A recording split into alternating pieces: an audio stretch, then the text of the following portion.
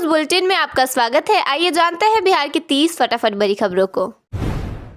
तेज प्रताप यादव से जुड़े एक मामले में उनके एक फैन ने आरोप लगाया कि उनसे कपड़े फरवाए गए और न्यूड वीडियो भी बनवाया गया। फैन का कहना है कि वह उन्हें महादेव मानते थे, लेकिन सरकारी बंगले में उन्हें खूब पिटवाया गया। पटना में तेज रफ्तार का एक बड़ा हादसा हुआ, जहां 80 की स्पीड में चल रही एक कार ने सड़क किनारे मौजूद 6 लोगों को टक्कर मार दी। इस घटना में गाड़ी के पहिए से कुचलकर एक व्यक्ति की मौत हो गई, जबकि कार चालक बचने के लिए लोगों को रौंदता हुआ आगे निकल गया। मुजफ्फरपुर में आरजेडी के एक नेता की हत्या कर दी गई। अपराधियों ने उनके सीने में 3 गोलियां मारी। बताया गया कि घर से एक दोस्त उन्हें बुलाकर ले गया था। परिवार का कहना है कि अब मौत का बदला मौत से लिया जाएगा। राजगीर की ऑर्डिनेंस फैक्ट्री को उड़ाने की धमकी देते हुए एक ईमेल भेजा गया, जिसमें लिखा गया था कि फैक्ट्री में 7 बम प्लांट किए गए हैं। ईमेल में आईएसआई और डीएमके का भी जिक्र किया गया है। गिरिराज सिंह ने बयान दिया है कि ममता बनर्जी ने बाबरी मस्जिद की नींव रखवाई है और अब इस मुद्दे पर ड्रामा कर रही हैं। पीएमसीएच में एक बच्चे की मौत के बाद विवाद बढ़ गया। डॉक्टर के कथित बयान मर गई तो क्या करे को लेकर नाराजगी जताई गई। बच्चे के नाना ने बताया कि वह मन्नतों के बाद हुई थी। एनेस्थेसिया का डोज देने के बाद वह दोबारा उठी ही नहीं। एनएमसीएच के एक डॉक्टर से मारपीट का मामला भी सामने आया है, जिसमें एसआई ने उनका कॉलर पकड़ लिया। बताया गया कि 20 दिनों पहले इसी पुलिस वाले ने एक प्रेग्नेंट महिला को स्कूटी से टक्कर मारी थी। ट्रैफिक डीएसपी ने कहा कि इस मामले में दोनों की गलती थी। जेडीयू सांसद विजय लक्ष्मी कुशवाहा और विधायक इंद्रदेव पटेल को जान से मारने की धमकी मिली है। कॉल करने वाले ने 10 लाख रुपए की मांग करते हुए कहा कि रकम नहीं देने पर खत्म कर दिया जाएगा। इंडिगो फ्लाइट क्राइसिस के चलते छठे दिन भी हालात सामान्य नहीं हुए। डॉक्टर का एक दल 10 मरीजों का ऑपरेशन करने बड़ोदरा नहीं जा सका। बिहार में 3 न्यूक्लियर पावर प्लांट लगाने की तैयारी शुरू हो गई है। डिप्टी सीएम सम्राट चौधरी ने सोशल मीडिया पर बताया कि ये प्लांट सिवान, बांका और रजौली में स्थापित किए जाएंगे। सहरसा में आनंद मोहन ने बुलडोजर कार्रवाई पर सवाल उठाते हुए कहा कि लोकतंत्र में कानून का डंका चलता है, बुलडोजर का नहीं। तेज प्रताप यादव ने अपने 3 साल पुराने 3,56,000 रुपए की बिजली बिल का भुगतान कर दिया है। यह कार्रवाई तब तेज हो गई थी जब इस मामले का खुलासा भास्कर ने किया था। पटना में एक महिला ने आरोप लगाया कि उसकी बहू ने घर वालों के साथ मिलकर उसके ससुर को कुचलकर मार डाला। आरोप है कि ससुर कहता था कि वह अपनी सौतन के बच्चों को प्रॉपर्टी देगा। इस मामले में बहन, बहनोई सहित 4 लोगों को गिरफ्तार किया गया है। दरभंगा के सिवारा में गर्भवती महिला ने इंसाफ की गुहार लगाई है। उसका आरोप है कि पति को धोखा देकर उसने उसके दोस्त से शादी की, जबकि दूसरा हस्बैंड अब फरार है। मौसम विभाग के मुताबिक आने वाले दिनों में ठंड और बढ़ेगी। सुबह के वक्त कोहरा छाया रहेगा और न्यूनतम तापमान 9 डिग्री तक गिरने का अनुमान है।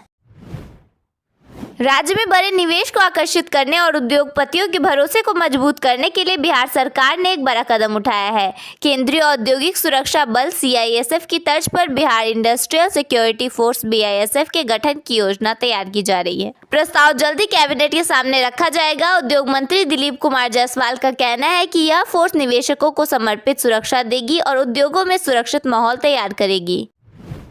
बिहार में दूध उत्पादन और डेयरी सेक्टर को तेज रफ्तार देने की तैयारी शुरू हो चुकी है। मुख्यमंत्री नीतीश कुमार ने शनिवार को पटना डेयरी प्रोजेक्ट का औचक निरीक्षण किया और साफ संकेत दिया। अब डेयरी सेक्टर में बड़े निवेश, नई तकनीक और प्रसंस्करण क्षमता बढ़ाने की दिशा में तेजी से काम होगा। इस दौरान उन्होंने उत्पादन इकाइयों, आइसक्रीम प्लांट, दही, कोल्ड रूम और अन्य सेक्शनों का बारीकी से जायजा लिया।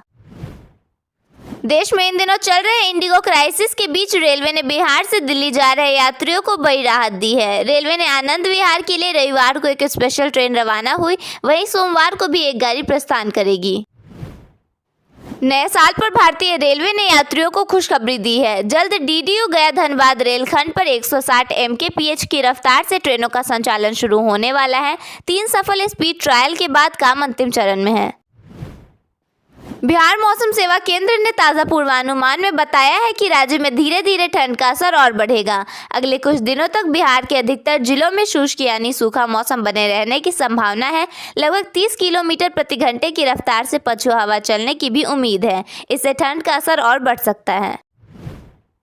बिहार मौसम सेवा केंद्र ने बताया कि अगले 2 दिनों में पश्चिमी चंपारण, पूर्वी चंपारण, सीतामढ़ी, शिवहर, गोपालगंज, सारण, सिवान और मधुबनी सहित कई जिलों में हल्के से लेकर मध्य स्तर तक कोहरा छाया रहेगा।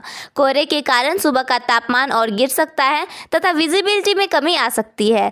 पटना, गया, नवादा, भोजपुर, बक्सर, जमुई, नालंदा और सासाराम जैसे जिलों में भी ठंड का असर अधिक रहेगा।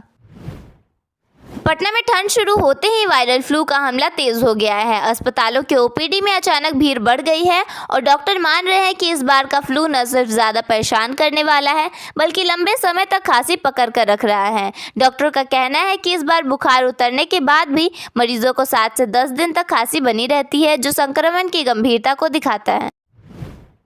बिहार के मुख्यमंत्री नीतीश कुमार राज्य में इंडस्ट्रीज के विकास को लेकर काफी गंभीर और सक्रिय दिखाई दे रहे हैं। इसी के तहत सोमवार को वे बक्सर पहुंचे, जहां नावानगर विशेष औद्योगिक क्षेत्र में बनी कई औद्योगिक इकाइयों का निरीक्षण किया। उन्होंने वहां मौजूद अधिकारियों को कई जरूरी निर्देश भी दिए। बिहार में अब तेल मिल लगाना पहले से कहीं आसान हो गया है। सरकार ने किसानों, स्टार्टअप, निजी सरकारी उद्योगों और सहकारी समितियों को बड़ा आर्थिक प्रोत्साहन देने का फैसला लिया है। सरकार ने 10 टन क्षमता वाली तेल मिल लगाने पर 9.90 लाख रुपए तक की सहायता या परियोजना लागत का 33% तक अनुदान दे रही है। सरकार की ओर से की गई ये घोषणा बेरोजगार युवाओं के लिए सुनहरा मौका है। इससे छोटे किसान से लेकर बड़े उद्यमी तक कम लागत में उद्योग शुरू कर सकेंगे। बिहार में सब्जी, फल और दूसरी फसलों के निर्यात के लिए नई पहल शुरू की जा रही है। राज्य के हवाई अड्डों के पास पैक हाउस बनाए जाएंगे। राज्य के नए हवाई अड्डों के पास पैक हाउस बनाकर सब्जी, फल और दूसरी अन्य हॉर्टिकल्चर क्रॉप्स की पैकिंग होगी। हवाई अड्डों के पास पैक हाउस बनने से कम समय में राज्य की सब्जियों और फलों को दूसरे राज्यों और देशों में भेजा जा सकेगा। औरंगाबाद के कुटुंबा प्रखंड में औद्योगिक विकास के लिए 436 एकड़ जमीन का अधिग्रहण होगा। जिलाधिकारी ने इसकी सूचना जारी कर दी है। इस परियोजना से क्षेत्र में आर्थिक और सामाजिक विकास को बढ़ावा मिलेगा। लगभग 370 किसानों की जमीन अधिग्रहित की जाएगी और उन्हें मुआवजा दिया जाएगा। सरकार औरंगाबाद का चौमुखी विकास चाहती है। बिहार सरकार ने मृत्यु पंजीकरण को लेकर नया नियम जारी किया है। अब मृत्यु की सूचना 21 दिनों के भीतर देना अनिवार्य है, जिससे मृत्यु प्रमाण पत्र प्राप्त करने में आसानी होगी। सरकार का उद्देश्य नागरिकों को सुविधा प्रदान करना और अनावश्यक देरी से बचाना है। बिहार सरकार छात्रों को उच्च शिक्षा प्रदान करने में मदद करने के लिए स्टूडेंट क्रेडिट कार्ड योजना और सुलभ बना रही है। इस योजना के तहत योग्य छात्रों को 4 लाख रुपए तक का ब्याज मुक्त ऋण मिलेगा। आवेदक बिहार का निवासी होना चाहिए और 12वीं पास होना चाहिए। ऑनलाइन आवेदन करें और DRCC केंद्र पर दस्तावेज जमा करें। यह योजना छात्रों को आर्थिक तंगी के बिना शिक्षा प्राप्त करने में मदद करेगी। पूर्व केंद्रीय मंत्री और भाजपा नेता शाहनवाज हुसैन ने रविवार को राजद नेता तेजस्वी यादव पर जोरदार हमला बोला। मीडिया से बातचीत करते हुए उन्होंने कहा कि तेजस्वी यादव राहुल गांधी से बहुत प्रभावित हैं और उनके नक्शे कदम पर चलकर अपनी पार्टी का नाश कर रहे हैं। उन्होंने कहा कि तेजस्वी यादव न तो सत्ता के लायक है और न ही विपक्ष के नेता के लायक है।